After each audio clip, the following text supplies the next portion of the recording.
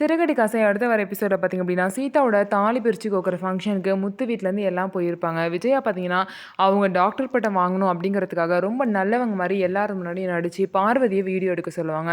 இன்னொரு சைடு பார்த்தீங்க அப்படின்னா, சீதா வந்து அவங்க மாமா கிட்ட ரொம்பவே சந்தோஷமா சிரிச்சு பேசிட்டு இருப்பாங்க.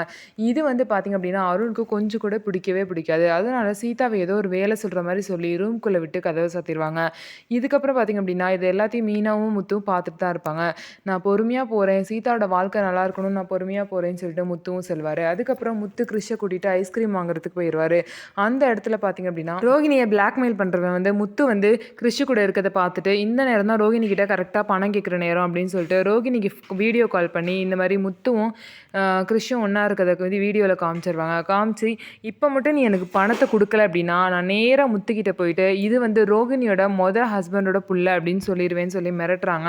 உடனே பார்த்தீங்க அப்படின்னா, "அப்படிலாம் பண்ணிறாத. என்னால இப்போதைக்கு அவ்வளோ பணத்த ரெடி பண்ண முடியாதுங்கிறாங்க. எனக்கு தெரியாது. எனக்கு ஒரு 3,00,000மாவது வேணும். இல்ல ஒரு 2,00,000மாவது குடு" அப்படின்னு சொல்றாங்க.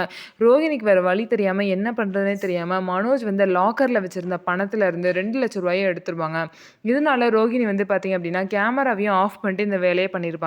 தன்னோட சொந்த கடையிலே பார்த்தீங்க அப்படின்னா, ரோகிணி வந்து திருட வேண்டிய நிலைமைக்கு வந்துட்டாங்க. ஸோ ரோகிணியோட நிலைமை பார்த்தீங்க அப்படின்னா, கொஞ்சம் கொஞ்சமா மோசமா போயிட்டே இருக்கு. அது மட்டும் இல்லாம அவங்க ஒவ்வொரு விஷயத்துலயும் மாட்டிக்கிட்டே வராங்க.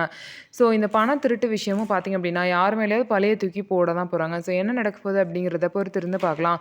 நம்ம வீடியோ உங்களுக்கு பிடிச்சிருந்தா நம்ம வீடியோவை லைக் பண்ணிக்கோங்க. அதுக்கப்புறம் மறக்காம நம்மளோட சேனலை சப்ஸ்கிரைப் பண்ணிட்டு பாருங்க.